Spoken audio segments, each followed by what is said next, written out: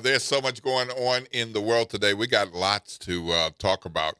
And of course, the WBOK 1230 talk line is 504 582 9422. 504 582 9422. You're definitely going to want to tune in to the show today. We're going to be hitting on some things, local and national, that will help keep you up to date and abreast of things. Some of them will cause you to raise your eyebrows and maybe throw a fist on the table. But don't be hurting anybody. Of course, we've got the school kids are not at school today. So my usual warning about being slow and taking your time, particularly around schools, does not apply today in terms of school zones. But just because there's no school doesn't mean you shouldn't be taking your time. Okay. So maybe you don't need to go 20 miles per hour. But maybe you don't need to go 55 in a 35 either. All right. And there are some speed limits in the city that are like 25, 30. So with a bunch of kids out of school, what do you think they're going to be? That's right. They're going to be inside playing video games, or they're going to be outside, and probably not just on the front porch.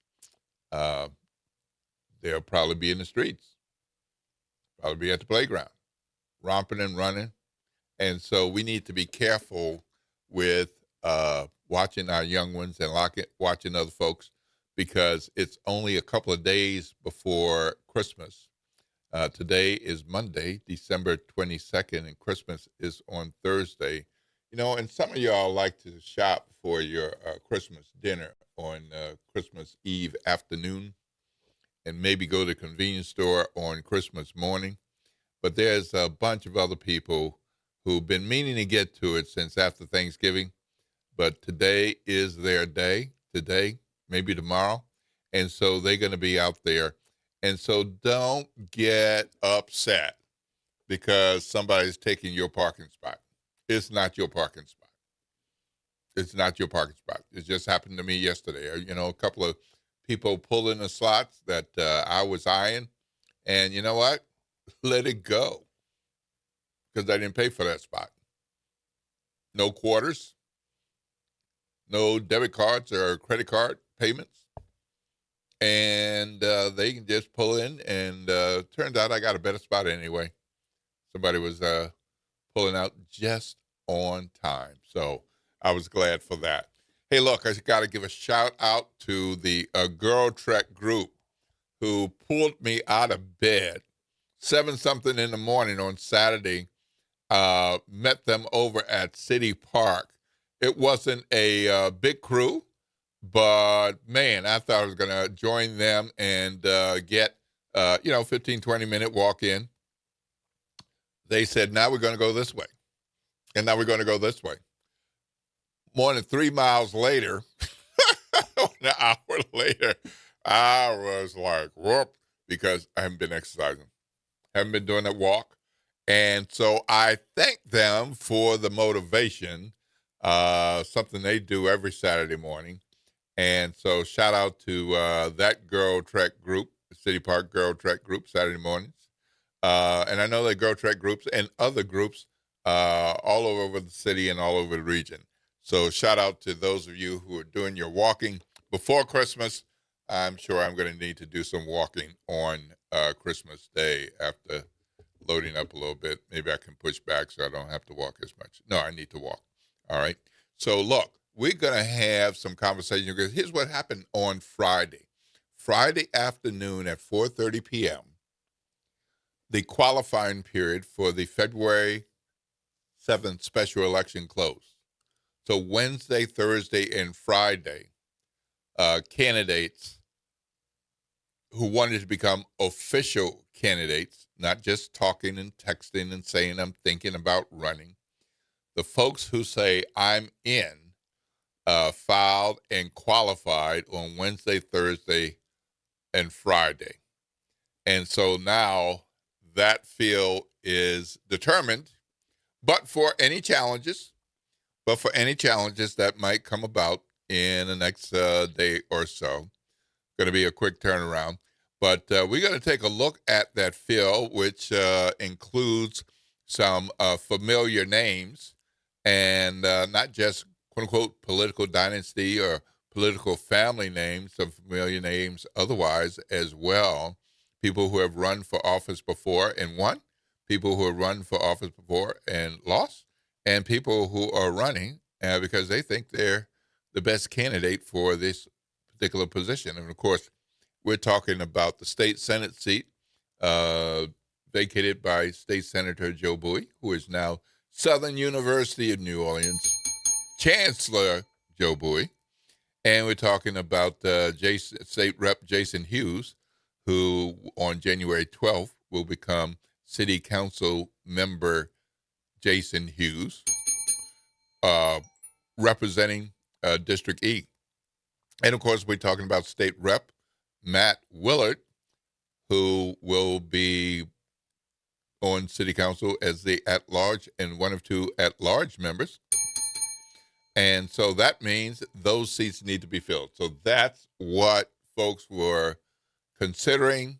We got names listed and qualified Wednesday, Thursday, and Friday. So we're going to get into that. We're going to have a conversation with Mr. 411. Jacques Morial is going to join me to talk about this. And, of course, we want to hear from you and see what you think about the field of candidates as well. The WBOK talk line is 504-582-9422, 504-582-9422. You're listening to WBOK, 1230 a.m., what New Orleans is talking about all day long.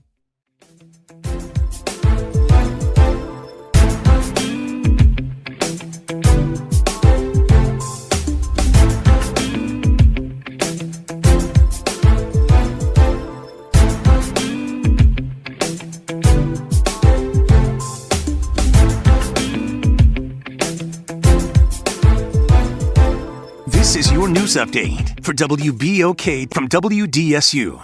For all your news and weather, watch WDSU News, New Orleans' leader in live, local, late-breaking news. Today at noon and 4 p.m. I'm Daryl Forges with WDSU News, and here's your headlines. This morning, a man is behind bars following a deadly crash in New Orleans East. Dante Harris is charged with vehicular homicide after a collision near Chefman Tour and Dot Avenue. The dirt bike rider was rushed to the hospital and later died. The investigation is still ongoing. Governor Jeff Landry will serve as the U.S. Special Envoy to Greenland. The president made the announcement on social media. Governor Landry thanked the president and says the mission is to make Greenland part of the U.S. He goes on to say that this is a volunteer position and will not affect his position as governor. As we get closer to Christmas, that means holiday travel will be a busy one this week. AAA estimates a record-setting 122.4 million Americans will travel at least 50 miles from home. Nearly 110 million are expected to drive, and just over 8 million will fly. Close to 5 million others will take buses or trains. And the Black and Gold beat the Jets in the Caesars Superdome, winning by their biggest margin this season, 29-6. Saints defensive end, legendary defensive end Cam Jordan, held the Jets to just 2 field goals with the defense. He also sacked the Jets rookie QB Brady Cook 8 times overall as a defense. Jordan had 2 sacks, moving him into 7th place on the all-time NFL list. Taysom Hill is now the only player with over 1,000 yards passing, rushing, and receiving in the NFL Super Bowl era. Rookie QB Tyler Shough also chalked up the first 300-yard passing game of his NFL career. He's now 4-3 as a New Orleans starter. The next game is in Tennessee to face the Tennessee Titans. I'm Daryl Forges, and that's your headlines for WBOK.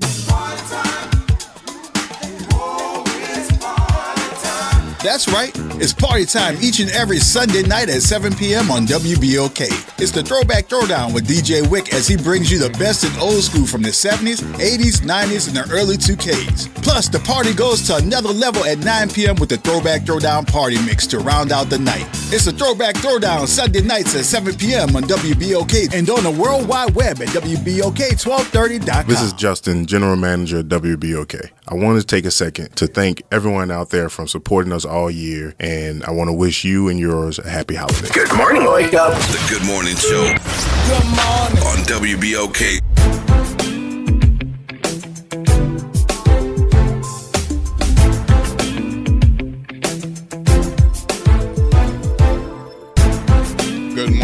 Good morning, New Orleans, and welcome back to the Good Morning Show. For those of you all who have been tuning in already, my name's Will Sutton, and I am here today on this bright and beautiful Monday morning. I walked outside and I thought, is it spring? Looks like the temperature is going to go up into the 70s, and I even saw one guesstimate that it potentially could hit 80. Oh, my. Oh, my, oh, my, oh, my. So, speaking of weather, I think you heard Darryl Forges, those of you who were tuning in, say just a few minutes ago that President Donald Trump has named Louisiana Governor Jeff Landry as his envoy, his special envoy to Greenland. Now, I know some of you all got all excited because you're like, oh, we're going to send Jeff Landry to Greenland. No, that's not what's happening. That is not what's happening. It's a special envoy, quote unquote, job. And with the special envoy, quote unquote, jobs, it depends on what the mission is and what the goal is and what the person is doing, whether they keep their day job, their night job, their 24/7, 365 job, and do this on the side, or if they leave it and go off and do something else to support the President of the United States, whoever he or she is at any given time. So no, Jeff Landry is not leaving Louisiana and moving to Greenland, and nobody elected him governor or president of Greenland.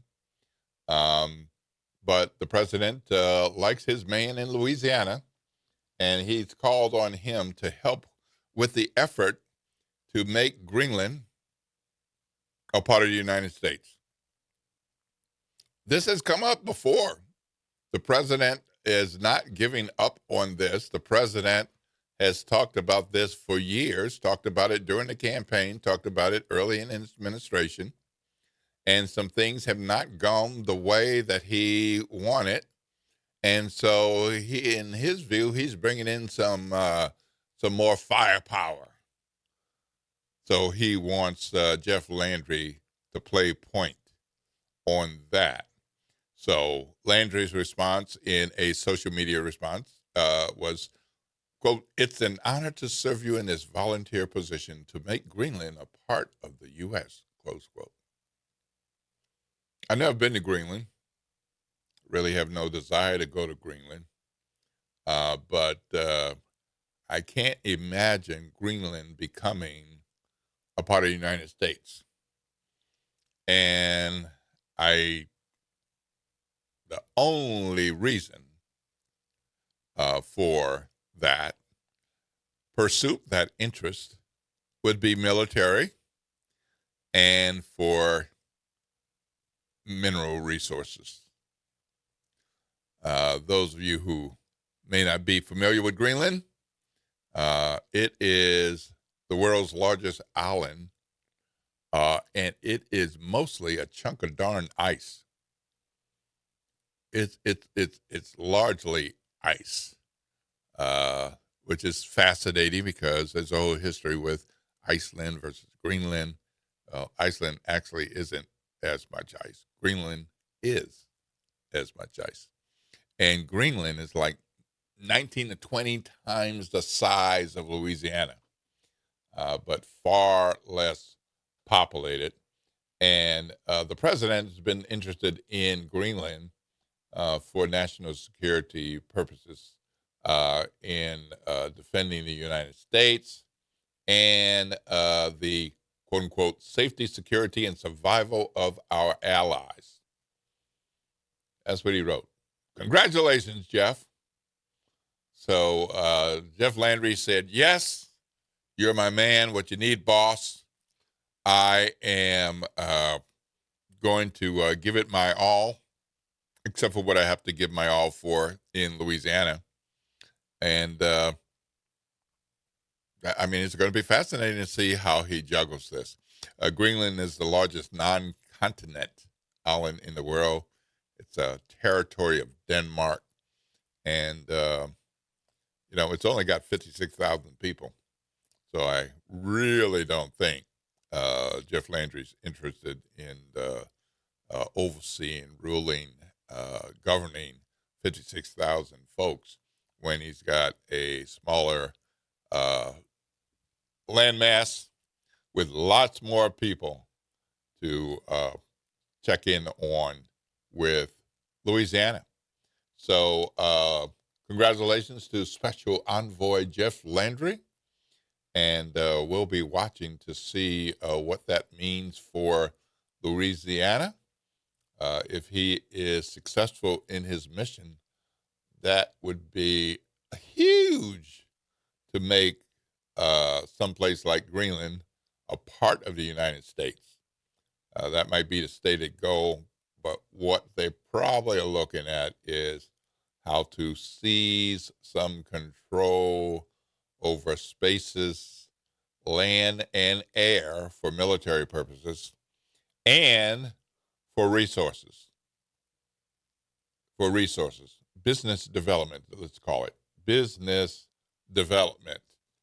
So with a governor who is very well aware of resources, land resources, and offshore resources, oil and gas in particular, he knows some ins and outs of that and is likely to put that out there as something that we can take charge of and make some things happen. So, good morning, Pop Jones. You're on with Will Sutton. How are you, sir? I'm doing great. I'm probably one of the few people around that know something about Greenland. Hey, all right, let's hear it. All right. I was a very young teenager, and I saw 2 tools in Greenland when I was in the military. Really? Yeah. Wow. They call it the land of the midnight sun. Yeah. I met the guy in my company. He was the barber for the what is it? The president of Denmark. He was the barber for them. They've had different leaders over there. Yeah. Yeah, right. They're on the base, and we had, it was amazing. 6 months of sunshine and 6 months of nighttime. Yeah, right. Yeah, so at night, at midnight, the sun would be shining straight up in the sky like it's daytime. Mm. And we served, it was so cold over there. I remember we was on the ship, staying on the ship at that time, and we got off the ship. Man, we had clothes on just like I don't know what. And the sun was shining, and we hadn't walked a block. Man, we was freezing. Yeah. Now, Pop, you said, how long were you over there for what stretch of time? A few weeks, few months? Each tour was 6 months. Wow. Okay. We spent the whole summer. Wow. Now and that was we was working on ships was coming in. Right. And it was building over. America was building over there at the time. And what we did, we stayed at the first tour. We stayed on the ship. The next 6 months, we stayed in Quonset huts. And the Quonset huts, there was 6 months a daytime and 6 months a night. So we all, in the daytime, we slept like it was nighttime. It was strange. I bet it was. One of the things that I heard about Greenland is the summers are cold. Cold. Oh man, that's an understatement. Cold. Man, it was I'm just telling you, the first 6 months we was on the ship. Yeah. Well, we got off the ship and walked not even a block. We had all kind of clothes on. And this we was was freezing, summer. man. And this was in the summer. In the summertime. And look, I wish you would have seen the Eskimos. They live up in the mountains. I don't know how it was real strange, Will. Yeah. How those people survive. So, Pop, we're going to have to go to break. Here's what I want to know. What do you think about our Louisiana governor being special envoy to Greenland? Well, he wants to take over Greenland, so I guess he just don't be surprised. He'll try anything. So he's trying to take over. He want to be king of the universe. Look like to me. Okay. All right. So what he doing? He using the resources of the United States and the military of the United States against the other countries to make them bow to his will. Yeah. Yep. That's what I see. All right. Well, when you heard the news, did you think he was leaving and going to Greenland? You talking about Landry? Yeah, Landry. Yeah. Oh man, I don't. He might be tripping, but I don't think he's tripping that much. Yeah, right. All right, Pop. We're gonna have to move to a break. All right. Thank you for taking my call, Will. Wonderful to hear from you, and I expect that you'll have a wonderful holiday week leading into Christmas. Yeah, for sure. Your family, you and your family are well. All right. Merry Christmas. And all the people at the station. All right, wonderful. Have a blessed day, Pop. Okay. Sam to you. Stay tuned. We're going to talk about politics shortly. All right now. All right. Have a blessed day. All right, folks. Good conversation with Pop Jones. How many of us have set foot on Greenland? Not exactly a place where you make a connection flying from one place to another. You pretty much have to be going there. But Pop was there twice for 7 months each time. Pop Jones giving us the inside scoop on what it's like in Greenland, where Jeff Landry is the new special envoy. I'm Will Sutton.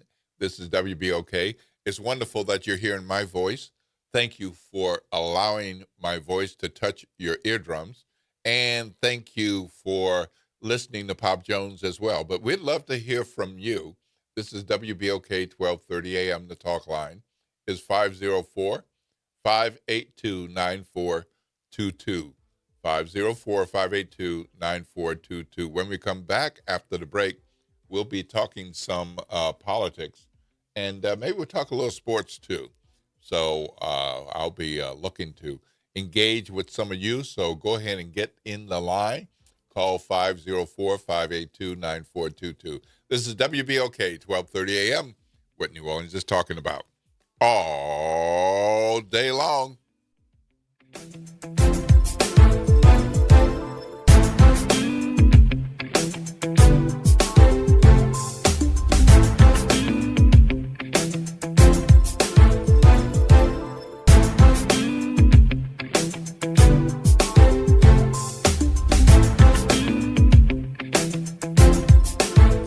This is your news update for WBOK from WDSU. For all your news and weather, watch WDSU News, New Orleans' leader in live, local, late-breaking news. Today at noon and 4 p.m. Multiple foggy mornings are possible this week as more humidity creeps into the area. Highs today reach 72 to 76 degrees with mostly cloudy skies turning partly cloudy throughout the day. Lows fall to 53 to 59 degrees. More warm days ahead every day this week with highs in the mid-70s. From the WDSU First Warning Weather Center, I'm I'm Raven Richard. On Auto Trends with JeffCars.com, here's a snippet of some of what we cover. GPS pioneer Gladys West. We worked long hours computing trajectory orbits and satellite orbits, trying to get the data and everything correct enough. Auto analyst Mark Bland. 14 new vehicle deals that happen in this country out of every 100 that women don't have a fingerprint on. To tune in, check out Auto Trends with JeffCars.com, Saturdays at 4 p.m. on WBOK, what New Orleans is talking about. Tired of the impersonal, one-size-fit-all style of banking? You deserve a bank that delivers exceptional service and personalized attention to your needs. That's the Home Bank Standard. Since 1908, Home Bank has been a trusted financial partner for businesses and families because we go the extra mile to help you reach your goals. See for yourself why Home Bank is good for business, good for life. Stop by any New Orleans area location or find out more at home24bank.com. Home Bank, member FDIC. Every year, the lights return to City Park, and as if by magic, so do we. Families reunited, kids wide-eyed, old memories meeting new ones. Celebration in the Oaks is more than a holiday tradition. It is where New Orleans comes together to shine. Don't miss the magic. Make Celebration in the Oaks your holiday tradition and help City Park shine for generations to come. Go to celebrationintheoaks.com and grab your tickets before they're gone. You've got responsibilities, but that doesn't mean your dreams are on hold. At Southern University at New Orleans, our evening and weekend college is designed with your life in mind. Finish your degree, start a new one, on your time, your degree, your schedule. No excuses, just opportunity. Visit suno.edu and make your next move today. What's going on, New Orleans? Tavis Smiley here of the Tavis Smiley Show, wishing you and yours a happy holiday season. Good morning. Wake up. The Good Morning Show.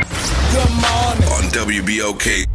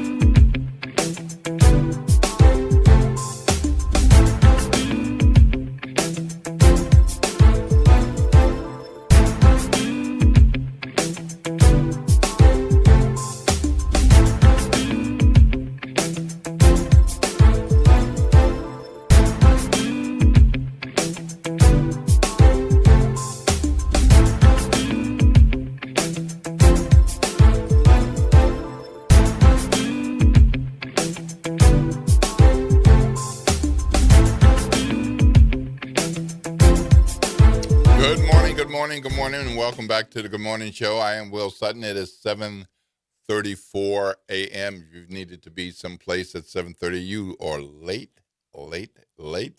But you know what? If you can take this advice and counsel, if you're already late, just go ahead and get on your way.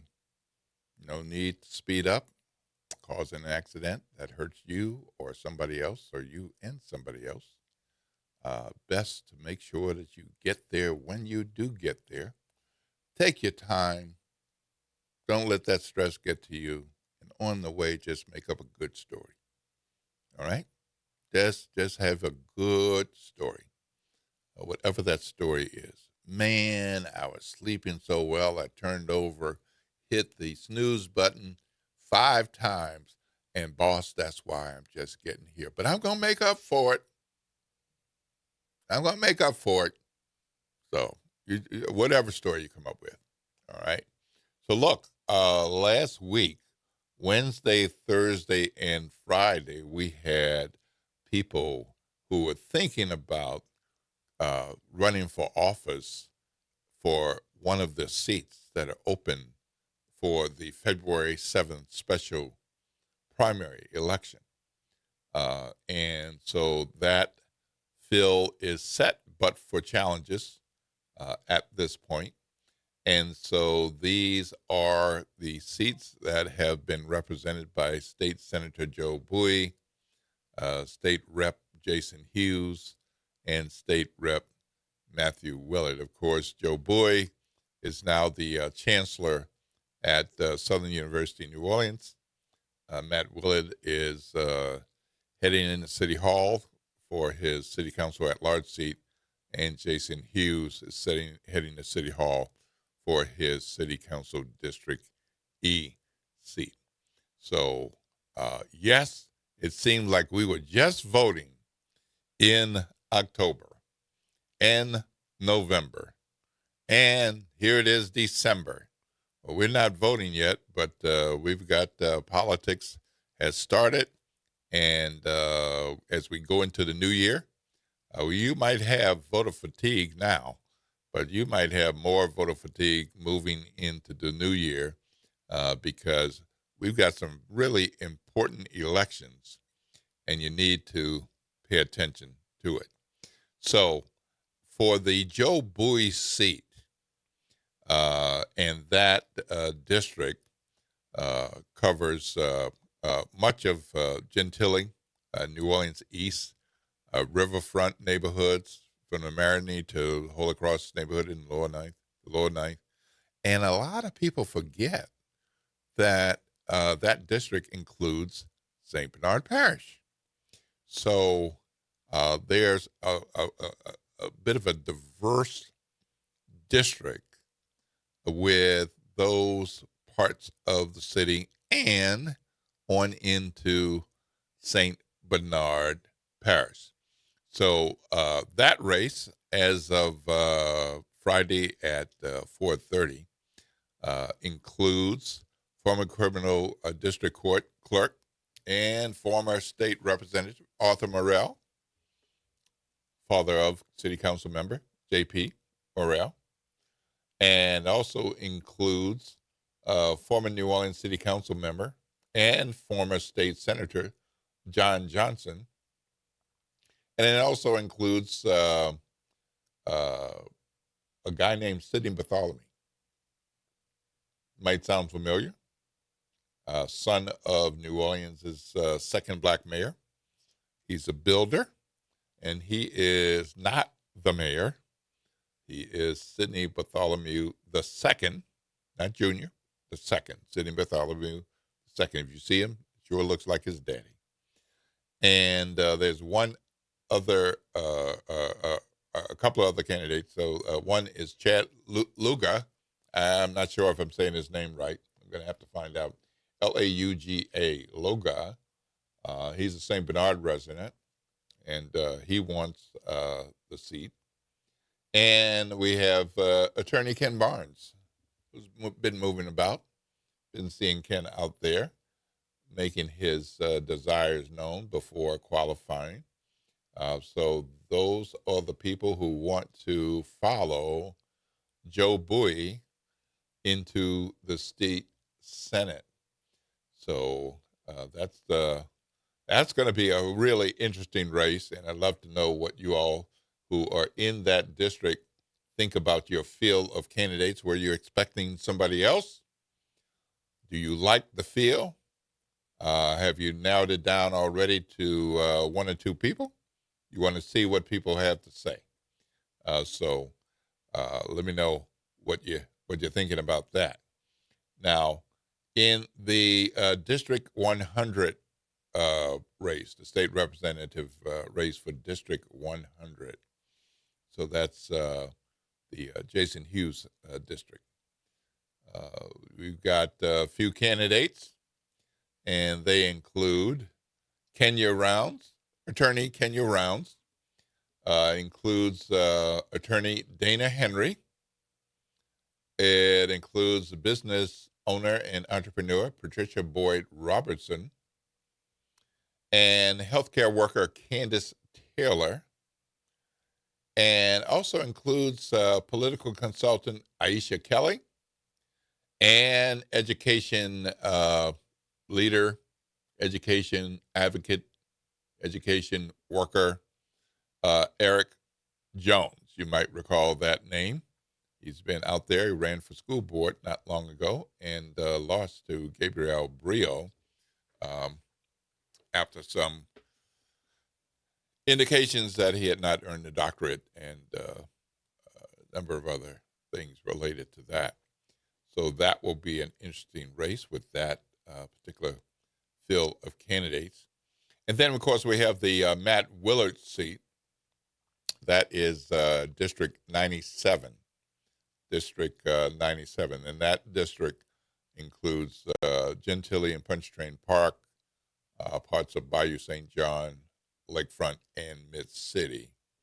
A little different slice of the city of New Orleans that Matt Willard has represented for the last few years. He'll be moving on into City Hall in the City Council at-large seat. So that race has drawn a couple of prominent family names, like Eugene Green. Eugene Green, the council member, is not running for the State House seat. This is his son, Eugene Green III. Not Eugene Green Jr., Eugene Green III, a property management consultant, and also has drawn a popular name, a familiar name, Ed Murray, or Edwin Murray, not the former state senator, Edwin R. Murray. This is Edwin T. Murray. Edwin T. Murray, an attorney and the son of the former state senator. And we also have David Cook, a private investigator. He's thrown his hat in and says the people in that district should choose him. So those are the candidates that have filed for the respective seats. If you have not registered to vote, please register to vote if you're in one of those districts. And even if you are not in one of those districts, because you might not be able to vote in one of these races, but believe me, if it's Orleans Parish, there'll be another election coming up, and you'll be able to vote somewhere. So please, folks, get your family and friends, your associates, and even some enemies, perhaps, if you can get them thinking your way, to register to vote in these important races. Early voting is going to happen January 24th, be here before you know it, January 24th through January 31st. And Election Day will be on Saturday, February 7th. So we've got quite a good host of candidates, and that's going to be fascinating to see how that shapes up. First of all, who raises what kind of money to run a solid campaign, and second, to see how they campaign and how they separate themselves from the others and speak of any accomplishments that they might have. I'm sure that will be an issue for some voters. It's like, where have you been? what have you done? And your name is not Willard, your name is not Hughes, and your name is not Bowie. So what can you do for us? And it's a legitimate question. It's a legitimate question. So I strongly urge you to make sure that your registration is up to date. Mark your calendar for February 7th for the primary election. If the runoff is needed in 1, 2, or 3 of those races, that runoff will happen in March. And meanwhile, early voting takes place January 24th through January 31. I do hope that we'll get Mr. Morial on to talk about some of this. I'm sure something must have come up, but we'll get him on standby and have that conversation. Meanwhile, we're going to take a break, and I'm going to switch gears on us and see if we can talk about some other things that might be of interest. Meanwhile, if you have something to say about this field of legislative races, one of them, 2 of them, or all 3 of them, I would love to hear from you. That phone number is 504-582-9422, 504-582-9422. What are you all thinking, those of you who are in New Orleans East? What are you all thinking, those of you who are in Gentilly? What are you thinking, those of you who are in the lower 9th Ward? What are y'all thinking if you live in Pontchartrain Park? Who do you like? Who are you inclined to vote for? Or have you already decided based on the field that you have been presented with? Have you already made up your mind what you're going to do? Please let me know. 504-582-9422. Let's talk about it. Let's talk about it. All right? You're listening to WBOK 1230 AM, what New Orleans is talking about all day long.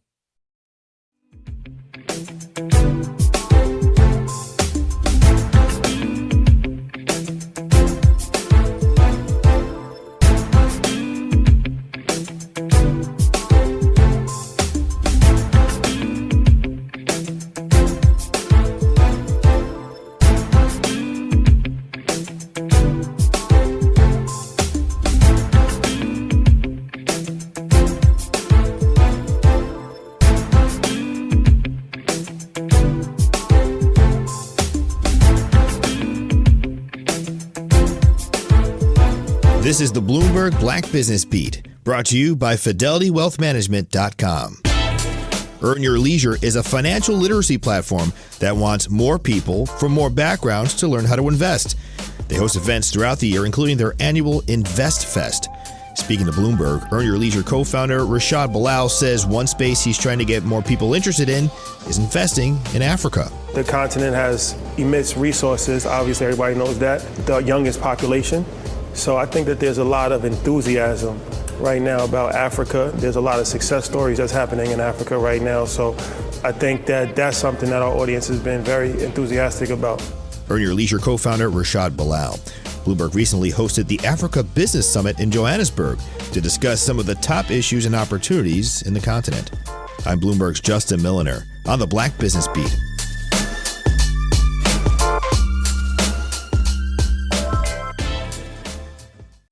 With Fidelity Wealth Management, a dedicated advisor gets to know you and your goals to build a comprehensive plan to help grow and protect your wealth.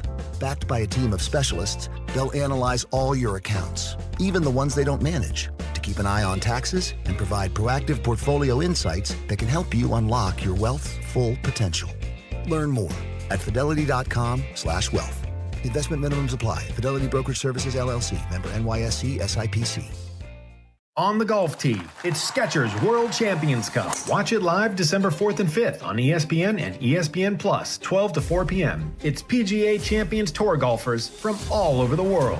Team USA versus Team Europe versus Team International. Watch it live December 4th and 5th on ESPN and ESPN Plus, 12 to 4 p.m. The competition will be tense, but feet will be comfy. Tune in to Skechers World Champions Cup, final round of golf on Sunday, December 7th on ABC, 1 to 5 p.m.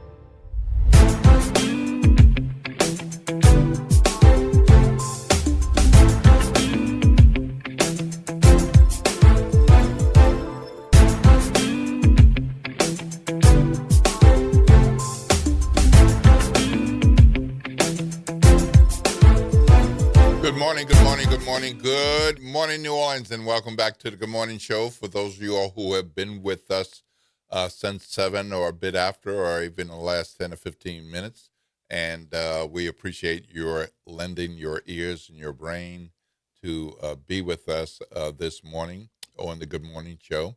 I'm Will Sutton. On the other side of the glass is Jess Min, and she's helping out. Look, we're going to have a couple of more things, and we're going to be continuing some of the conversation about the legislative field, but we're going to move into the world of sports. Hey, Don, I just want you to know, I see you. Don't go anywhere. We're going to get with you, okay? I see you. Right now, we've got Rod Walker, ace sports reporter and columnist with the Times-Picayune, NOLA.com. Good morning, Rod. How are you? Hey, good morning, man. Thanks for having me on. Absolutely, absolutely. Hey, look, man, what the heck happened? The Saints won?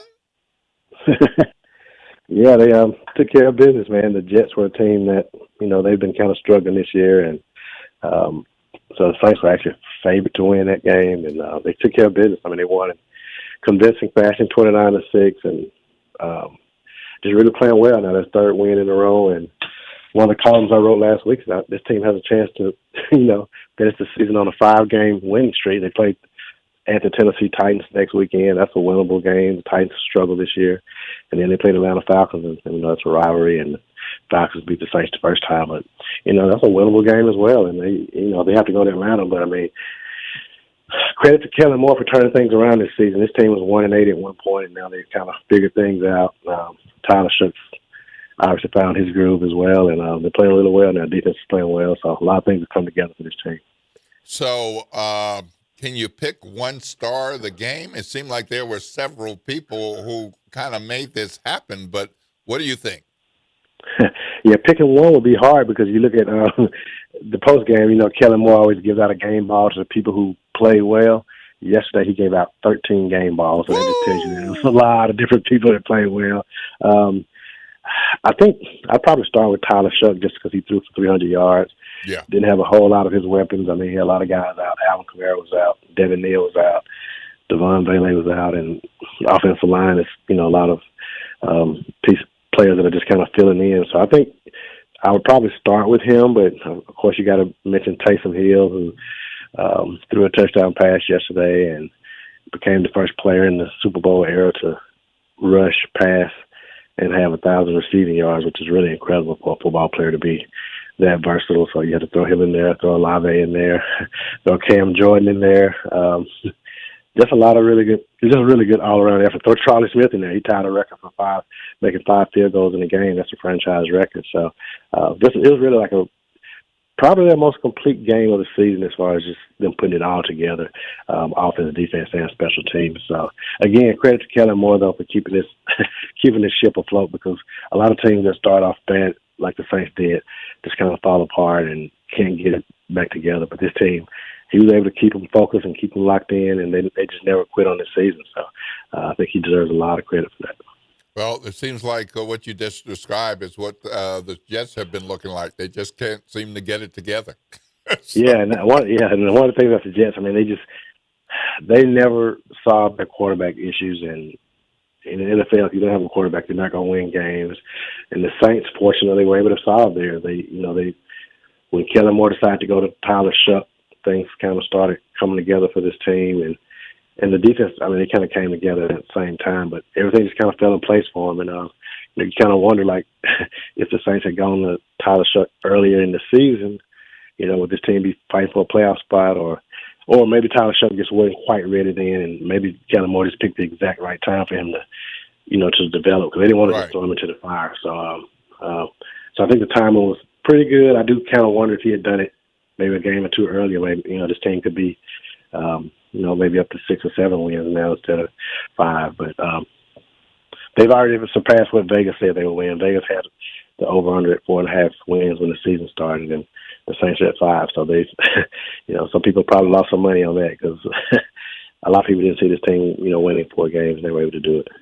All right. Well, I know there's more to it than the question that I'm about to ask. Have we seen the last time that Tyson Hill, Mario Davis, or Cam Jordan played in the Superdome?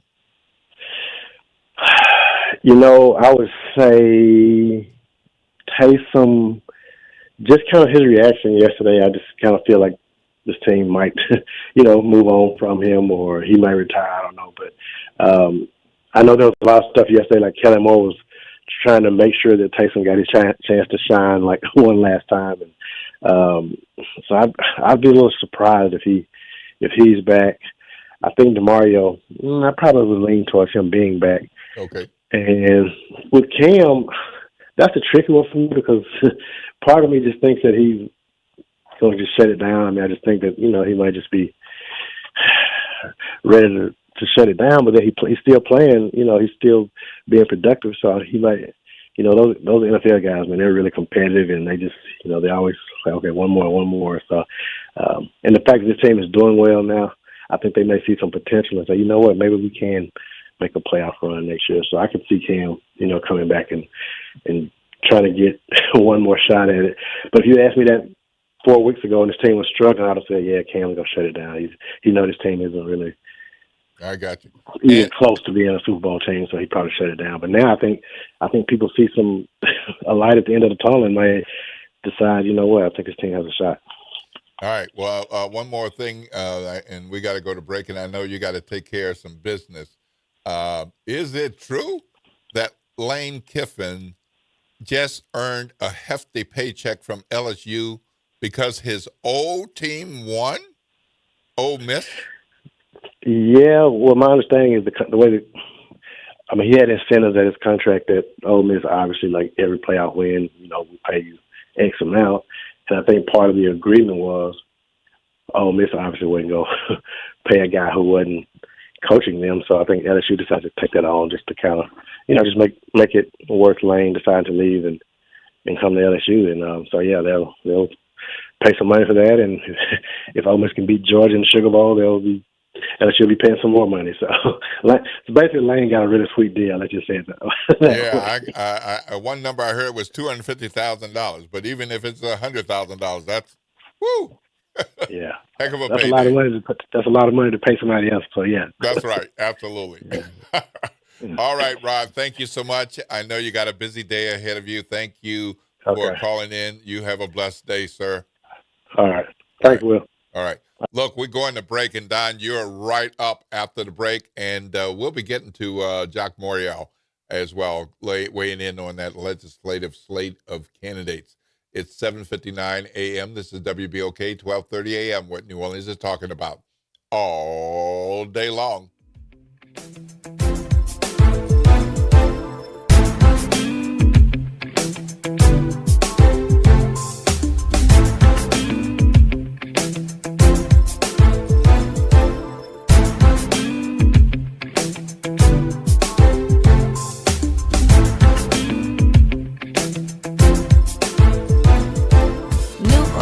Are you ready? A fresh voice in the city is here, bringing you the beats, the culture, and the stories that matter. From local music and food to real talk on what's happening in the streets, we've got you covered. Stay tapped in. Follow us on all platforms at WBOK 1230 for the latest updates and exclusive content. Your city, your culture, your news. Don't just hear about it, be about it. Follow us at WBOK 1230 now. The New Orleans Jazz and Heritage Foundation is the nonprofit organization that owns the New Orleans Jazz and Heritage Festival presented by Shell. With the funds generated from Jazz Fest, the foundation invests in Louisiana companies through economic development, cultural enrichment, and free educational programs. To learn more about what the New Orleans Jazz and Heritage Foundation does, please visit www.jazzandheritage.org. Saints of God, it's time for us to tell you the truth. It's time for you to start your 21-day challenge. Don't take another day. Do it right now. Call 504-701-4711. That's the whole water stove, Pastor David Impartian Sr., the host of Change Your Water, Change Your Mind. This is the water that's designed to change your body, the way you think, the way you act, and the way you look. Why don't you start your 21-day challenge today? For $35, you can start it right now. Call me so we can set up your appointment. 504-701-4711. That's 504-701-4711. Change your water, change your mind. Visit DePaul's new Algiers Health Center at 2801 General de Gaulle Drive to receive primary and preventive care for both adults and children. Services also include behavioral health, imaging, and on-site pharmacy, vision, Medicaid enrollment assistance, and more. For appointments, visit DePaulCommunityHealthCenters.org or call 504-207-3060. LifeCare provides valuable whole life insurance to cover final expenses such as medical bills, burial costs, and unpaid debt. A final expense insurance policy is fast, easy, affordable life insurance that's available to anyone between the ages of 50 and 80. No medical exams, no lengthy questionnaires, and no waiting period. The application process is quick and easy. You can even apply without having to undergo a medical examination. Just answer a few questions and we'll do the rest. With the average funeral cost skyrocketing to $11,000 and Social Security only paying $255, you need simple, affordable peace of mind for you and your whole family. Don't leave behind unpaid expenses that, if left unattended, will burden your family tremendously. Benefits include a guaranteed premium that will never increase, a guaranteed cash value, and a guaranteed death benefit that can never decrease. To find out how you can get final expense insurance with a guaranteed lifetime rate lock, call LifeCare at 800-571-9955. That's 800-571-9955. 800-571-9955. The Historic New Orleans Collection presents a new exhibition open through June 7th, 2026. The Trail They Blazed. Built collaboratively with people who participated in the local civil rights movement, The Trail They Blazed presents stories of social and racial justice straight from the people who lived them. Listen to leaders tell their stories of resistance and persistence in their own voices, recorded by the Historic New Orleans Collection. Plan your visit to 520 Royal Street in the French Quarter and reserve your free tickets at hnoc.org today. Good morning, wake up. The Good Morning Show. Good morning. On WBOK.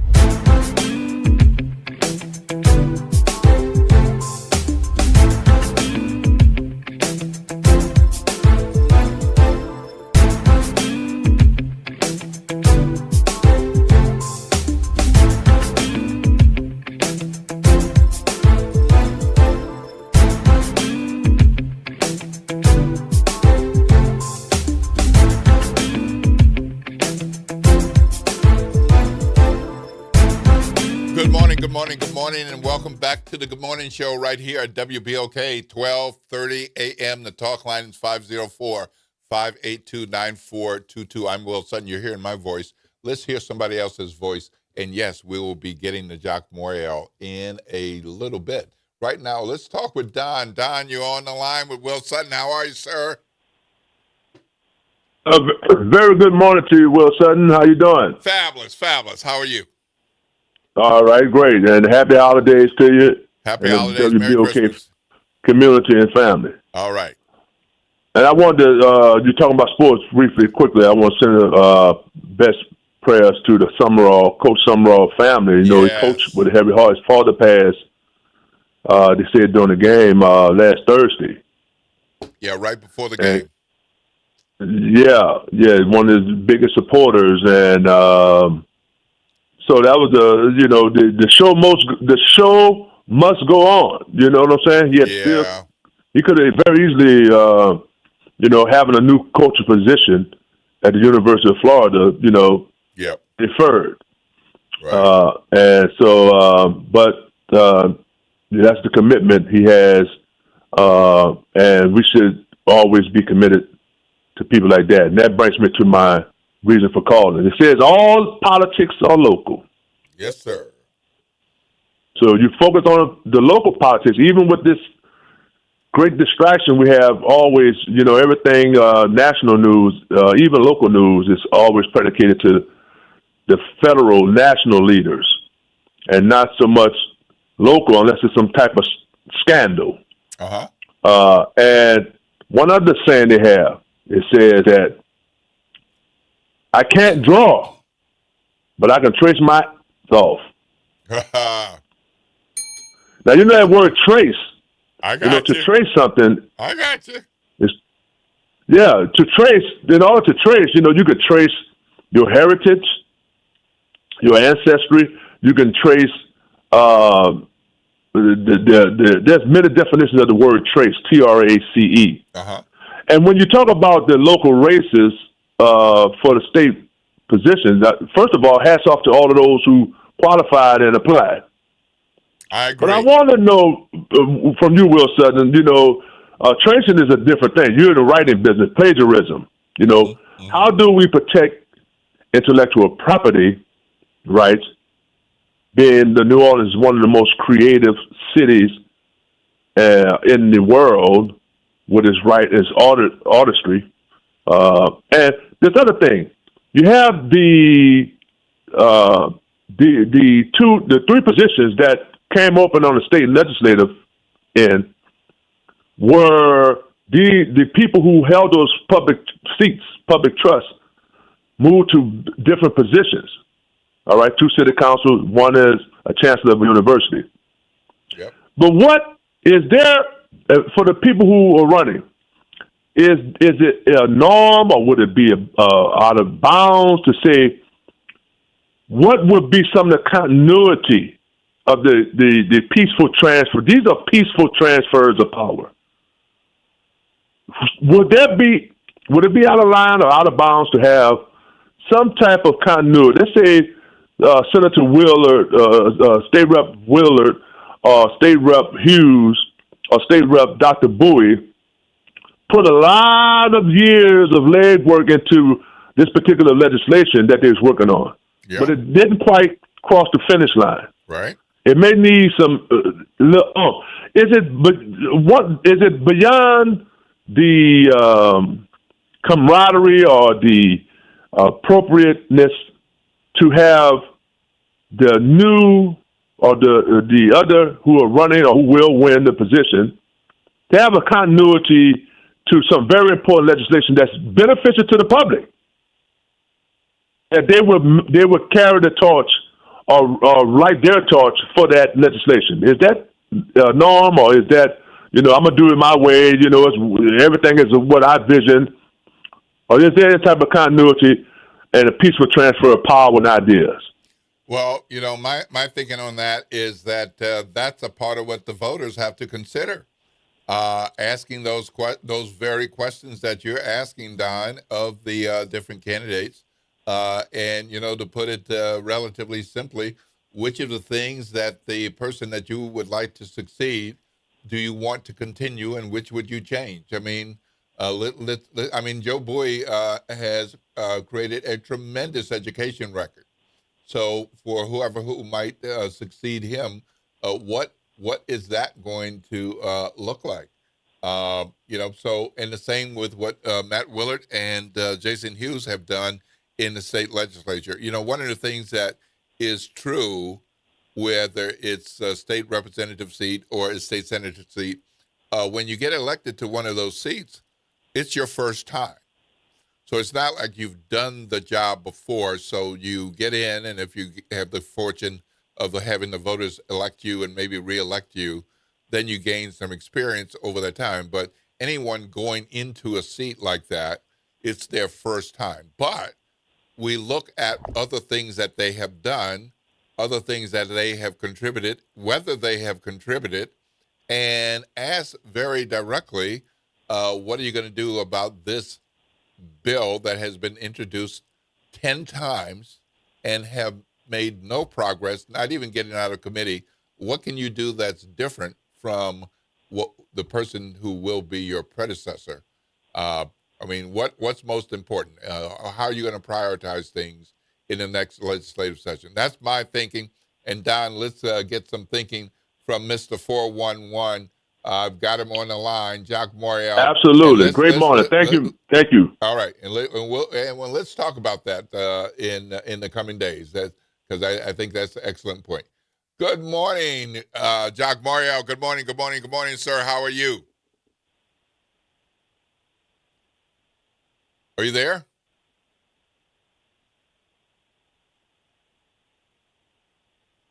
Hello?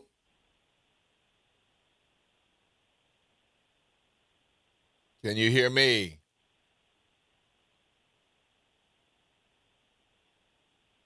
All right. Well, looks like we might have some technical difficulty, but I think we're going to have it resolved.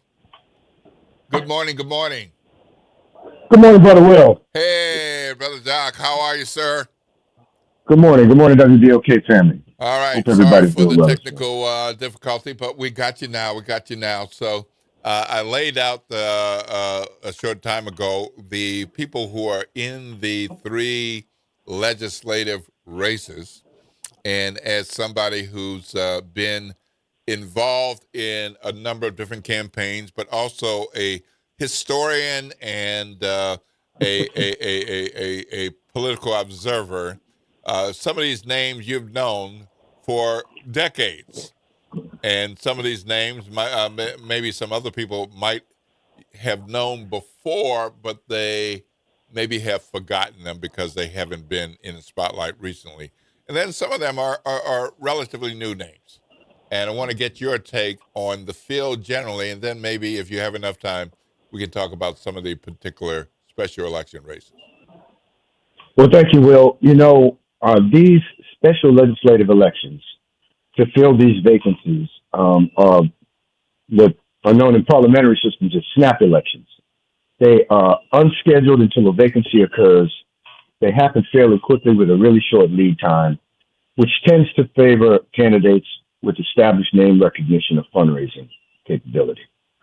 In this case, in the Senate race, we've got 2 candidates who were first elected to office in the 1980s, both John Johnson and Arthur Morell, who were both first elected to the legislature in the 80s. John Johnson later served as council member from New Orleans East in the early aughts, and Arthur Morell served both in the legislature and as clerk of criminal court until 2018, I believe, when he was elected clerk of court. He served a couple of terms there, and he last ran for office about 2 years ago. He ran for Secretary of State. He only got 11% of the vote statewide, but he got 40% of the vote in Orleans Parish. Arthur Morell did when he ran for Secretary of State. So 40%. He got established. Yeah, 40% in Orleans Parish. Yes, sir. Mm-hmm. Which is a pretty good showing considering he only got 11% of the votes statewide. Right. Right. And then you have a few legacies. You have a few sons of well-known established elected officials. In the Senate race, Sidney Bartholomew II, contractor and builder, he's a candidate. And in the state rep seat, District 97, you have Eugene Green Jr. and Ed Murray Jr., son of current city council member for District D and the son of the longtime state legislator and state senator, Ed Murray. And they're both candidates for State Representative District 97, which is parts of Gentilly in the 7th Ward. These elections, these special elections to fill a vacancy just on the eve of a legislative session are generally low turnout elections. The last such vacancy that was filled about 8 years ago when State Representative Royce Duplessis was elected to fill a vacancy created by the election of Helena Moreno to council at large. Right. She was former state rep for District 93, and Royce Duplessis was elected in a special election to succeed her. The turnout was only 13% of the vote. 13% of the vote. These special elections are often the only thing on the ballot, and because of that, the turnout tends to be low. And it amplifies the power and influence of every voter who does cast a vote. Amplifies the power of their vote, for sure.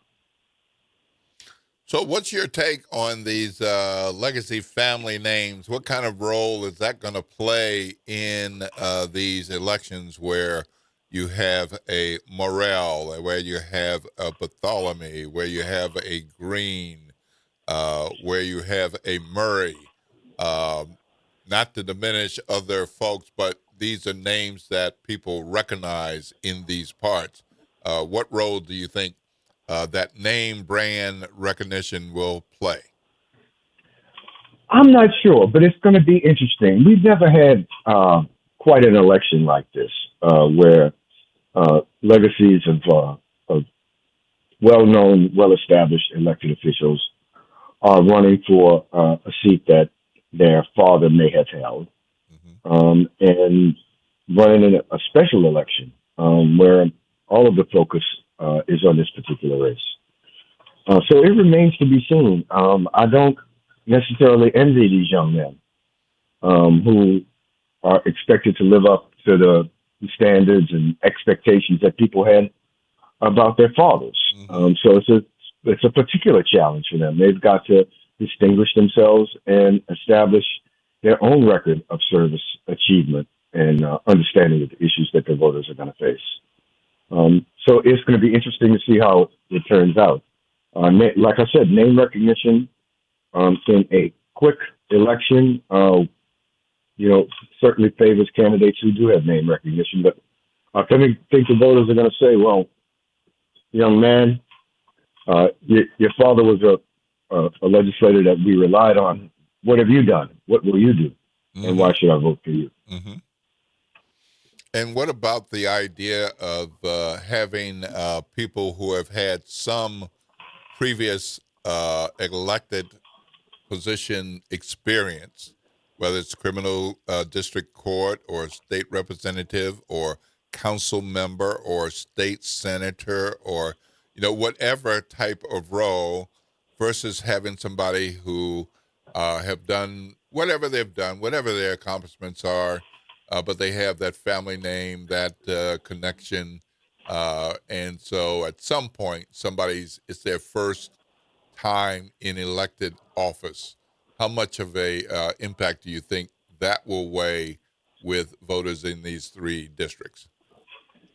Well, one thing that, I found really perplexing is that, over the years, people have run for legislative office who have never been to the legislature.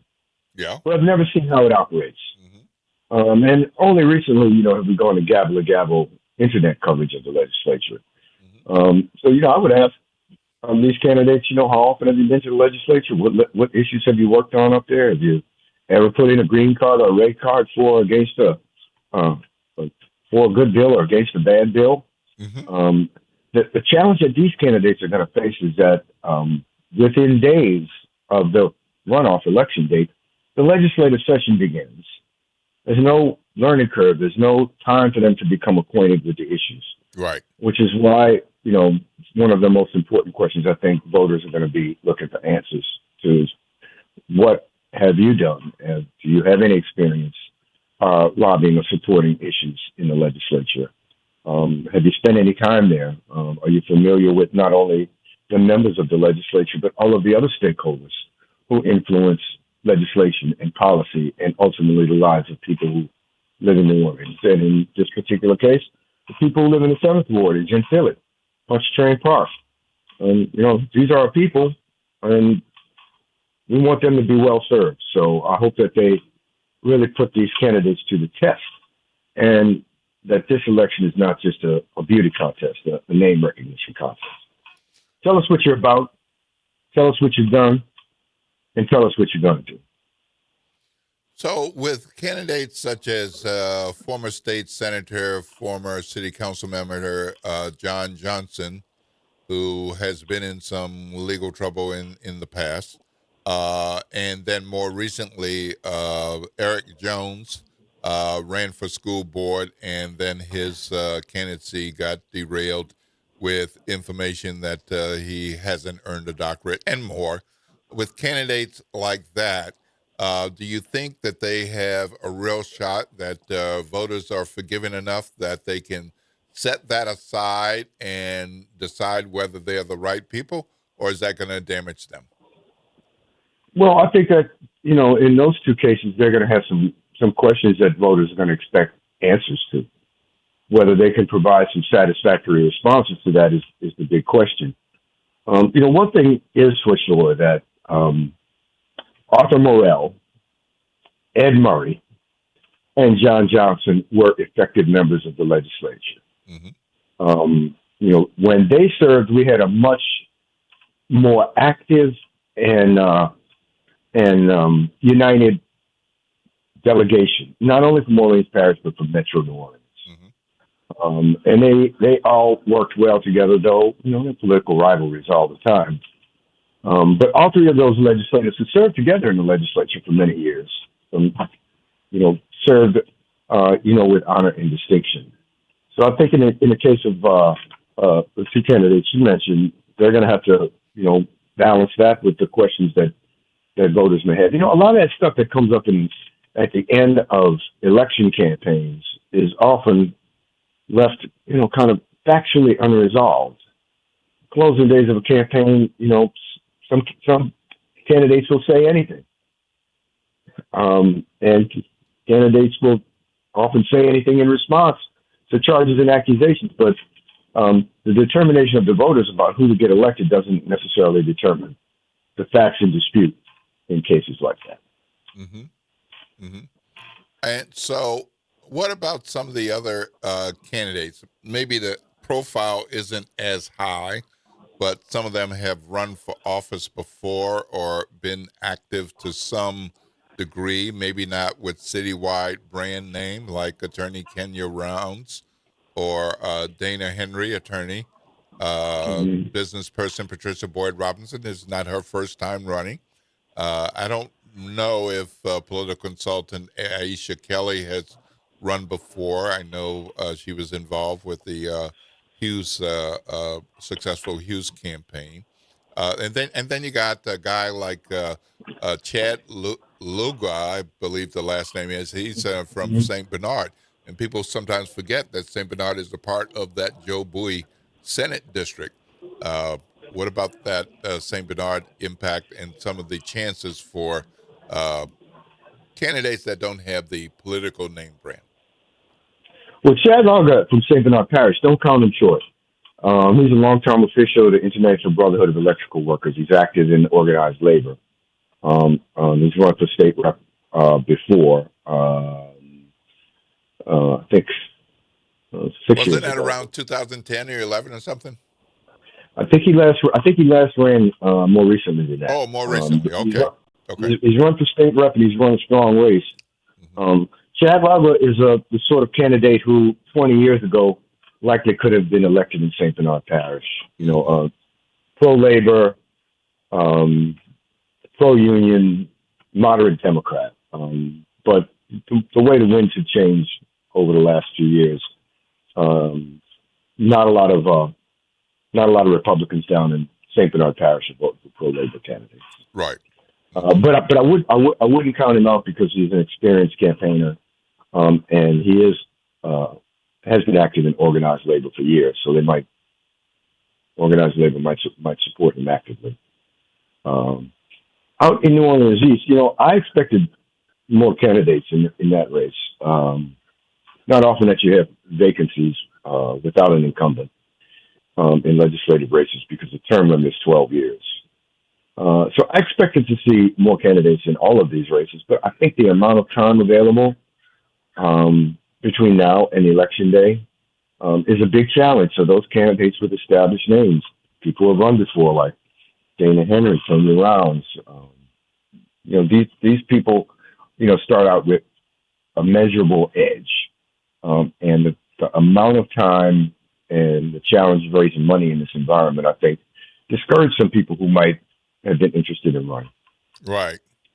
And it takes a lot to run a campaign on a regular cycle, but with a truncated cycle like this. And so what about candidates like Aisha Kelly, Candace Taylor, Patricia Boyd Robinson, Dana Henry, Kenya Rounds? Do they have a chance? Can they be competitive? Absolutely they do. Absolutely they do. One thing I found interesting is that there were few female candidates in a couple of the races. Mm-hmm. And I found that interesting, and I think, I want to do a little bit more digging and snooping around on that. I'm curious as to why. Yep. Two of the three have no female candidates.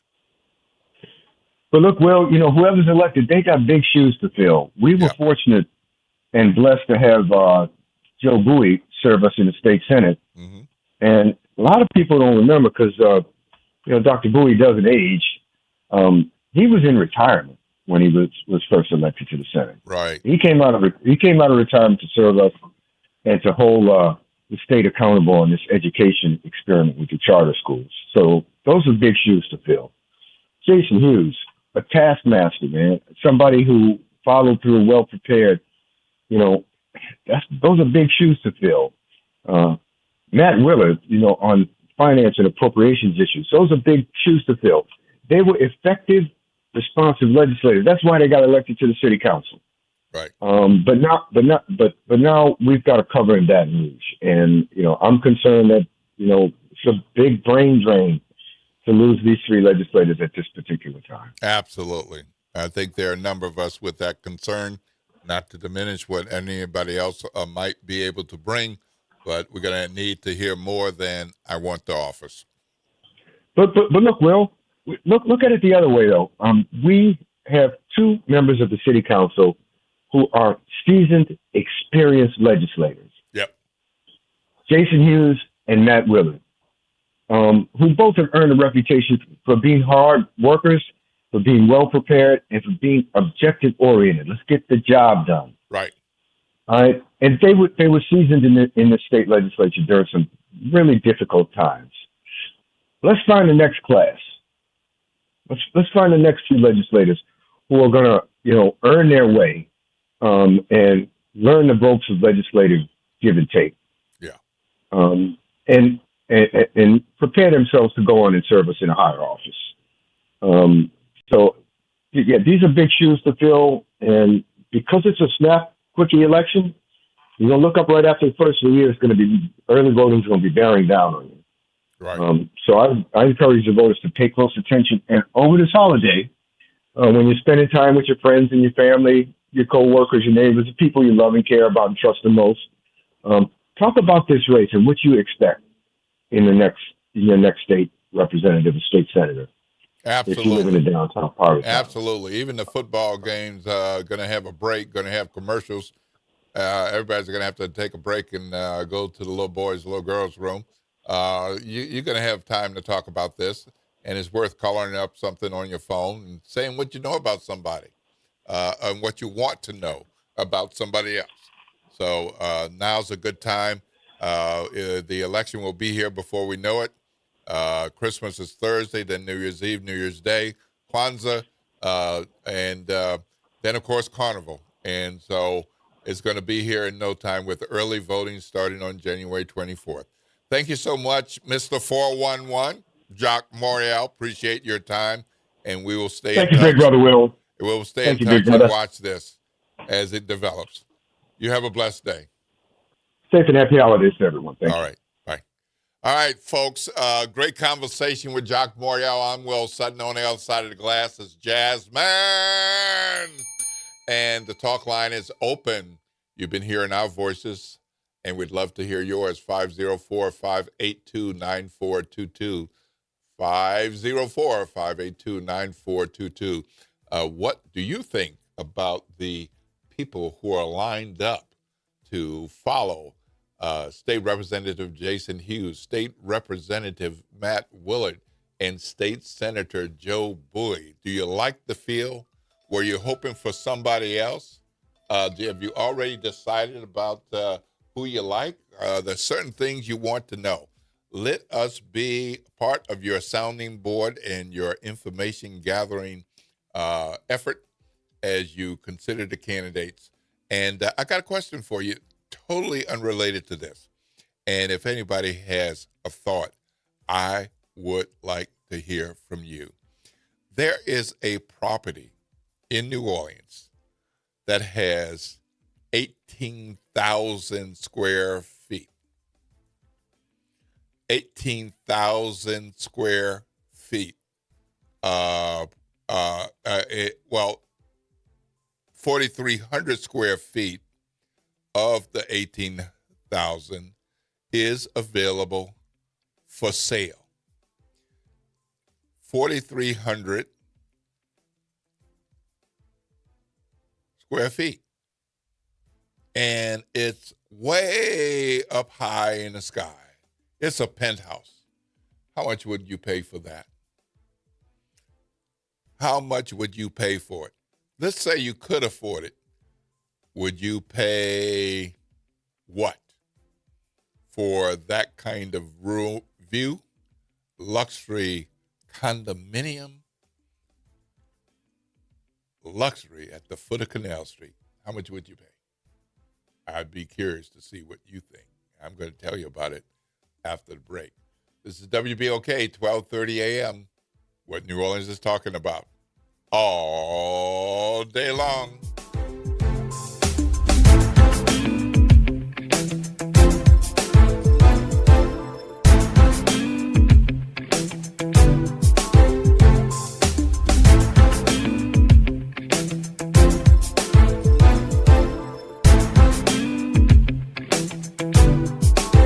This is your news update for WBOK from WDSU. For all your news and weather, watch WDSU News, New Orleans' leader in live, local, late-breaking news. Today at noon and 4 p.m. I'm Daryl Forges with WDSU News, and here's your headlines. This morning, a man is behind bars following a deadly crash in New Orleans East. Dante Harris is charged with vehicular homicide after a collision near Chef Mentor and Dot Avenue. The dirt bike rider was rushed to the hospital and later died. The investigation is still ongoing. Governor Jeff Landry will serve as the U.S. Special Envoy to Greenland. The president made the announcement on social media. Governor Landry thanked the president and says the mission is to make Greenland part of the U.S. He goes on to say that this is a volunteer position and will not affect his position as governor. As we get closer to Christmas, that means holiday travel will be a busy one this week. AAA estimates a record-setting 122.4 million Americans will travel at least 50 miles from home. Nearly 110 million are expected to drive, and just over 8 million will fly. Close to 5 million others will take buses or trains. And the Black and Gold beat the Jets in the Caesars Superdome, winning by their biggest margin this season, 29-6. Saints legendary defensive end Cam Jordan, held the Jets to just 2 field goals with the defense. He also sacked the Jets rookie QB Brady Cook 8 times overall as a defense. Jordan had 2 sacks, moving him into 7th place on the all-time NFL list.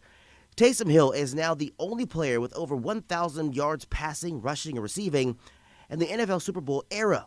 Rookie QB Tyler Shough also chalked up the first 300-yard passing game of his NFL career. He's now 4-3 as a New Orleans starter. The next game is in Tennessee to face the Tennessee Titans. I'm Daryl Forges, and that's your headlines for WBOK. Have a great day. Hey, this is D. Riley from the 90s Hits R&B Jams. Make sure you listen to WBOK 1230 AM every Saturday night from 7 until 9 p.m. I'll be giving you the best R&B jams from the 90s. That's right, all your favorites and more. With me, D. Riley, your host of the 90s Hits, right here on WBOK 1230 AM, or listen online at WBOK1230.com. WBOK, the station you listen to longer. Hello, New Orleans. This is Jeff Thomas. This holiday season, I pray that you have joy, love, peace, and happiness. And if you don't have those things, I pray that you have the courage, strength, and resilience to see it through. Blessings for all this holiday season. Good morning, wake up. The Good Morning Show. Good morning. On WBOK.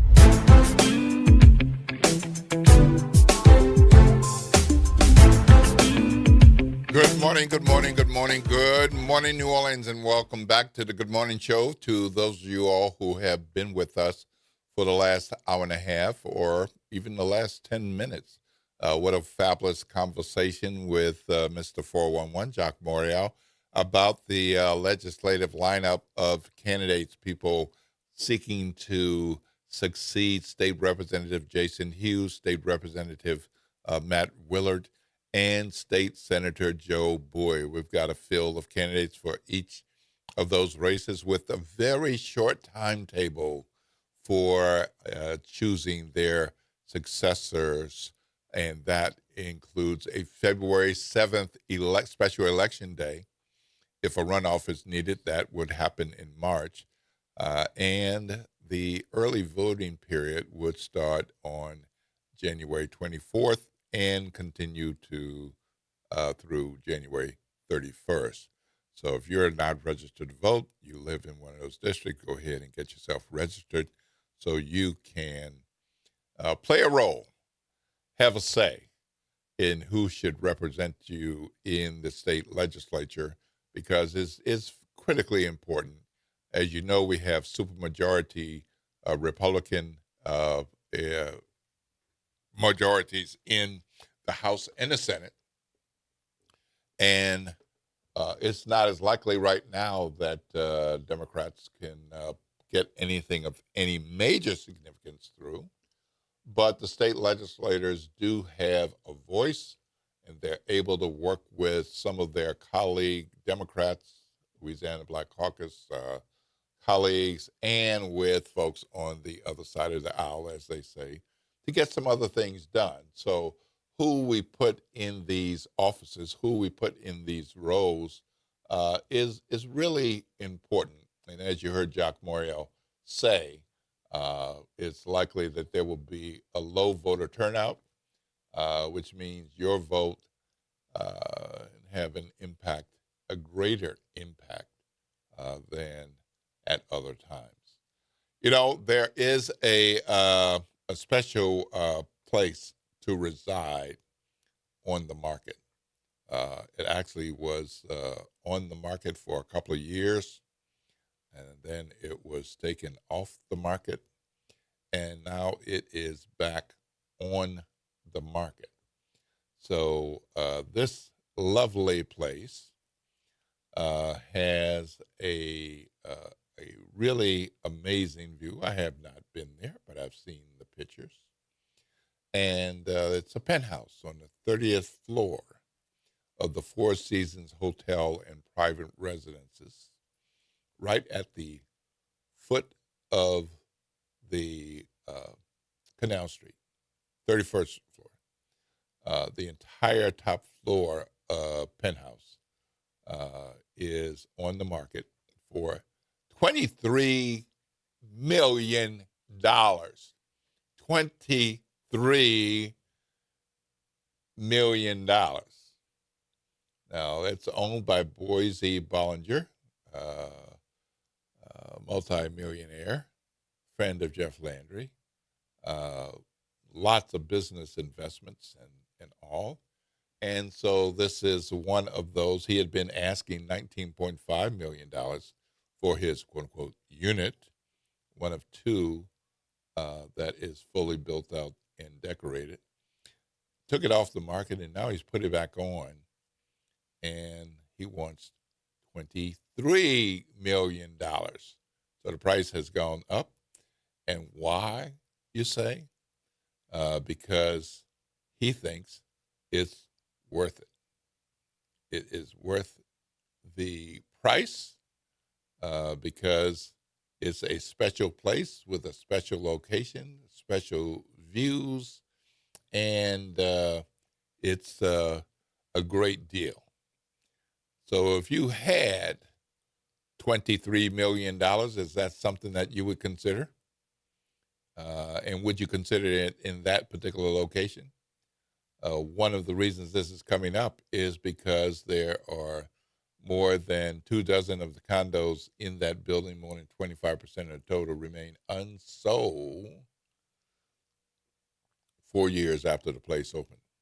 And that is according to the reporting by my colleague Stephanie Regal, business editor, reporter at Times-Picayune, NOLA.com. And so there's more to the story because it's just one of a number of vacant places, and the place was facing foreclosure just last year. And they were able to push that off with the help of renegotiating. And it was this whole project came out of the Mayor Mitchell Landrieu administration, and was to be a bellwether, a special deal, a special place that would be another jewel in the city of New Orleans and downtown in particular. But the owners are up to date on their lease obligations, which is about $3 million a year. And so we'll see. Any of you all interested in spending $23 million to have a place far up high like that? I mean, Mr. Boise Bollinger, of course, he doesn't live there. It's a place he can go. Nice to have a second, third, fourth home where you can spend $23 million as a place to go sometimes. Quite a thing. Any of you all interested in that? 504-582-9422. 504-582-9422. I'm Will Sutton, and that's one of the things that I am curious about. I also want to make sure that you all are aware of some other news that has happened in our New Orleans city and region. Just on the weekend, there was a shooting on Saturday in the Plum Orchard area. Homer Gross, 27, was accused in that shooting, and it left one man dead in the afternoon, just shortly before 2 p.m. That was in the 4600 block of Wilson Avenue. And on the same day of the shooting, the detectives, New Orleans police detectives, identified Mr. Gross as the perpetrator of the homicide. They didn't share what evidence they have, but he was arrested and booked into Orleans Parish Jail on account of second-degree murder. But the police are still looking for information about what might have transpired this past weekend. That number is 504-658-5300, 504-658-5300, or call Crime Stoppers anonymously at 504-822-1111, 504-822-1111. We also had a fatal dirt bike crash off of Chef Mentor. Hate to see things like this happen. A guy was arrested in connection with this fatal traffic situation. A dirt bike rider was in the Plum Orchard area, and the police have arrested Dante Harrod, 26, in connection with this crash that was on Chef Mentor Highway. Police responded that a dirt bike and a Tesla had collided at the intersection. The dirt bike rider suffered serious injuries and was quickly transported to a hospital, and that's where he died. So the Tesla was driving east on Chef Mentor attempting to make a left turn and was struck by the dirt bike, which was headed west on Chef Mentor. Boy, we got to be careful out there. It's not just you driving safely. You got to watch out for the other people. The police have not identified the victim because they were still in the process of notifying the next of kin. So be aware of that, and if you can be helpful with that, that'd be really good. We also, over in St. John the Baptist Parish, there was a man died after a two-vehicle crash, also on Saturday, and the crash was at U.S. Highway 61 and Marathon Avenue just before 11 a.m. on Saturday morning. This has been developing through the weekend. Kavon Barnhill, 21 of Shreveport, drove through a red light at that intersection, traveling east on Highway 61. And unfortunately, he collided with an 18-wheeler that was turning into the highway's westbound lane. And unfortunately, Barnhill of Shreveport was not wearing a seatbelt. So he suffered serious injuries, was taken to the hospital, and then died. So please, folks, be careful out there with whatever you are doing. We really need you to be safe and keep others safe as well. I don't think I mentioned this update last week. Of course, I was out on Friday. Thank you to Brother O.T. for sitting in and feeling right comfortable being back at home at WBOK. But I know we mentioned this. I mentioned this before because it happened early in the week last week. There was a package delivery man accused of killing a motorist in the fairgrounds area. And that person was booked on Tuesday evening on second-degree murder, aggravated battery by shooting, and possession of a firearm by a convicted felon. And he was being held without bail until the hearing. That's Lance Daniel Dodd, 38. And the background on that, the assistant DA asked for a $3.1 million bond. Dodd had been on parole until 2027 for a 2022 conviction of possession of a firearm by a felon. So this is not a good situation, and there's more to that story, and we will look to see what happens next post that hearing and find out more. One of the things that interested me in the news area from just the last couple of days was a story by one of my colleagues, Missy Wilkinson. And the headline is NOPD fires 2 veteran officers with long histories of misconduct and prior arrest. 2 senior police officers terminated on Thursday following disciplinary hearings. Christopher Jenkins, 16-year NOP veteran, and Reginald Kohler, 21-year veteran, were both dismissed. According to Reese Harper, who's the Police Department Director of Communications, in an emailed statement to Missy, said, quote, "The department takes allegations of misconduct seriously and addresses them through established disciplinary processes to maintain public trust. The NOPD remains committed to accountability, professionalism, and upholding the highest standards of conduct."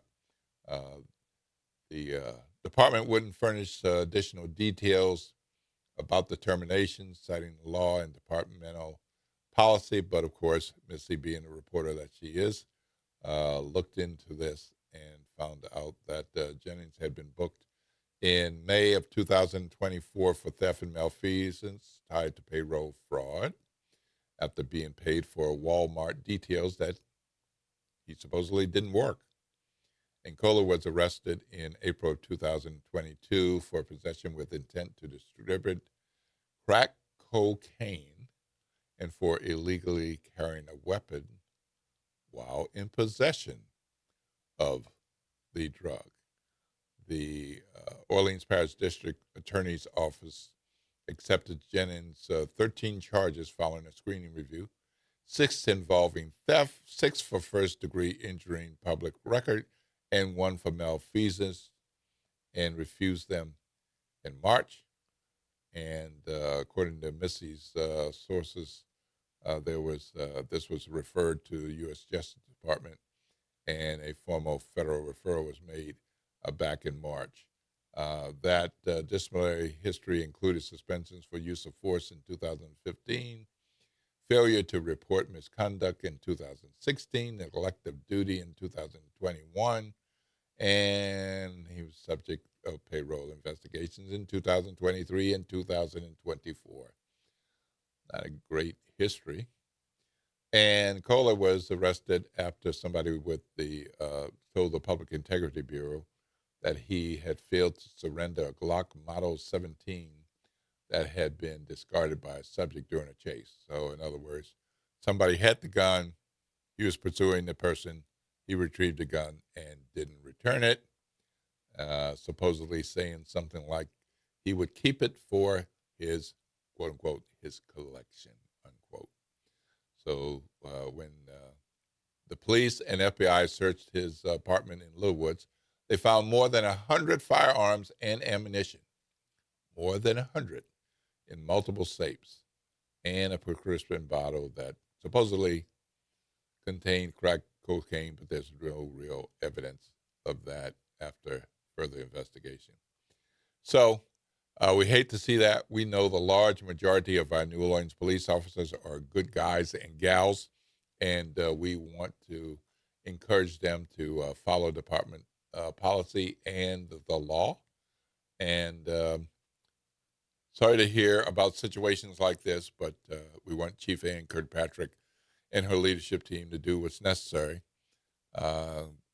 Second chances are okay, but repeat offenders probably are not the kind of people we want patrolling our streets and investigating thefts, property, homicides, or even providing public safety. So kudos to the police department leaders for sticking to it and following through, and thanks to the district attorney's office for their involvement, and the FBI. All right, we're going to go to break, and when we come back, we're going to talk about a few more things before we get out of the way for the front porch, which will be coming up soon. I'm Will Sutton, and you're listening to WBOK, 1230 a.m., what New Orleans is talking about all day long.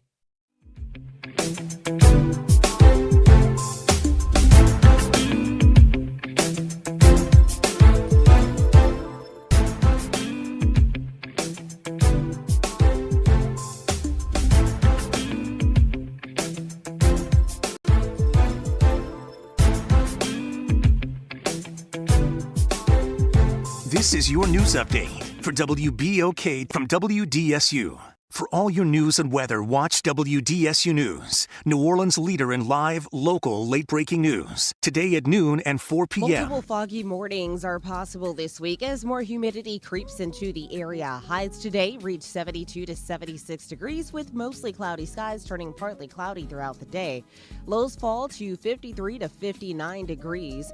More warm days ahead every day this week with highs in the mid-70s. From the WDSU First Warning Weather Center, I'm Raven Richard. Hey everybody, it's Graylin Bryant Banks. And Kimber White Dupree. From the front porch. Some combos are too good to miss. Now you can pull up a chair to the front porch anytime. Just search WBOK Media and subscribe to the Front Porch Podcast. Download, share, and hit us with a 5-star rating because New Orleans culture deserves to be heard loud and clear. Tired of the impersonal, one-size-fit-all style of banking? You deserve a bank that delivers exceptional service and personalized attention to your needs. That's the Home Bank Standard. Since 1908, Home Bank has been a trusted financial partner for businesses and families because we go the extra mile to help you reach your goals. See for yourself why Home Bank is good for business, good for life. Stop by any New Orleans area location or find out more at home24bank.com. Home Bank, member FDIC. Did you hear the news? Dr. Clark's 101 The Living Classroom has a new time. Catch us now every Wednesday at noon. Same program, same great conversations. Just a new time. So catch Dr. Clark's 101 The Living Classroom this Wednesday and every Wednesday only on WBOK. What New Orleans is talking about. Tune in to The Monitor's Mic, where we talk about oversight, policing, and you. Hosted by the Office of Independent Police Monitor. We're here to shine a light on policing issues that matter, from real-time policing updates to in-depth interviews. Every Friday at noon on WBOK. New Orleans, the city of festivals and second chances. This is Mr. Rocky of Faithers in Jesus the Christ, inviting everyone to come to the table of grace. No matter where you are or what you're dealing with, guilt, bad habits, mistakes, or heavy hearts, Jesus still calls us his friend, and his grace is waiting for us. On the first Sunday of the year, January 4th, 2026, at 8:30 a.m., tune in to WBOK, 12:30 a.m., or watch live on Facebook or Instagram. We'll reflect on his work on the cross, his resurrection, his ascension, and the hope of his return for we who that believe and have received him by faith. So join us at the table of grace, where mercy is fresh, forgiveness is real, and grace is served for people like you and me. Hi, this is Wendell Pierce, partner at WBOK, and I'd like to wish you and your family a very happy holiday season from all of us here at WBOK 1230 AM. Good morning, wake up. The Good Morning Show. Good morning. On WBOK.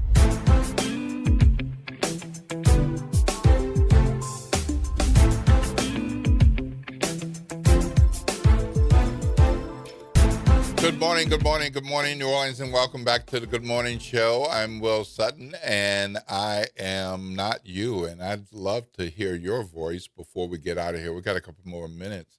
The talk line is 504-582-9422, 504-582-9422. Want to let you know that there was a development at the end of last week, and the Southern University system has named Orlando McMeans as the interim system president. That's that came the end of last week after the board decided that they would move on from Dr. Dennis Shields, who was hired as president in 2022, stepping down at the end of this calendar year. The board decided to replace him. And one report from the Louisiana Illuminator, we've had Piper Hutchinson on previously, says that the board wanted to name former U.S. Representative and White House Biden advisor Cedric Richmond to the interim leadership role, but that he declined, and part or all of that reason for health reasons. So the board moved on to look at who else they might consider, and they have landed on Orlando McMeans. McMeans, for those of you who may not be familiar, has been chancellor of the Southern University Agricultural Research and Extension Center and dean of the College of Agriculture, Human, and Environmental Sciences since 2019. So this is a guy who knows Southern University and knows the Southern University culture, the Southern University system. His first day will be January 1st. No word on whether he would be a candidate for the job. This is an interim system president role. And in previous interviews, the board chair has said they want somebody who is business oriented. So we'll see what happens as this moves along. So wanted to get that out there, get you thinking about that. Perhaps we can talk some more about that this week, this Christmas week. I hope that you all will take your time as you move about the city and the region. And if you got any tips about the bonfires, I think I might go this year. So I'd love to know what you think about that. Lord willing, I'll be back here tomorrow morning, and I expect to have OT at my side. So that should be a good show. Looking forward to seeing Oliver Thomas on tomorrow. And right now, we're going to wrap it up, make our way out of here, make room for the front porch with Graylin and Kimba. You're listening to WBOK 1230 a.m., what New Orleans is talking about all day long.